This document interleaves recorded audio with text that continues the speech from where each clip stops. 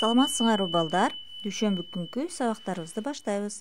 Кана эмесе алипбе китебибизди создайбыз. Бүгүнкү сабактын темасы Арстан менен коен аттуу кыргыз эл жомогу менен таанышабыз. Сабактын максаты жомок менен таанышасыңар. Жомоктун мазмунун түшүнүп, ой жүгүртүңөр, эске тутуу, сөз байлыгыңар артат. Айлакерлик, аңкоолук сапаттарын айырмалай аласыңар. Анда эмесе жомок менен таанышабыз. Калың токойдун четинде бир коен жашаптыр. Ал коркоктук кылып, ийнинен эч чыкчу эмес. Бир күнү ал: "Мен коркконумдан жалаң гана ийинде жатып, кантип күн көрөм?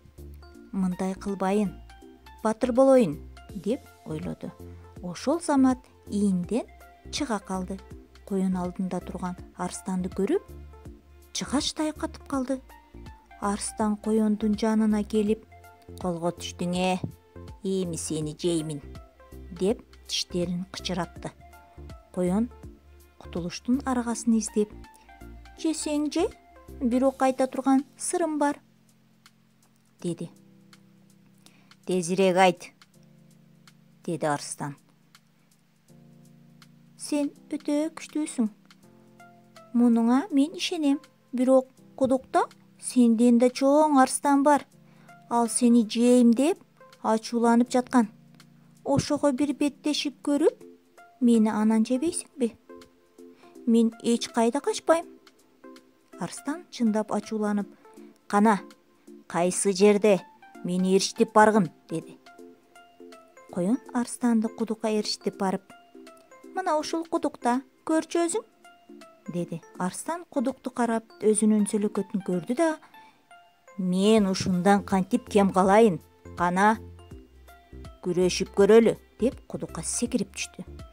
Арстандан коен ошентип кутулуп: "Макоо экен" деп шылдыңдап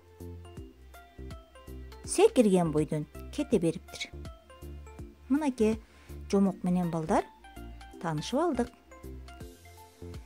Билип алдыңар арстандын аңкоолугун, коендун айлакерлигин.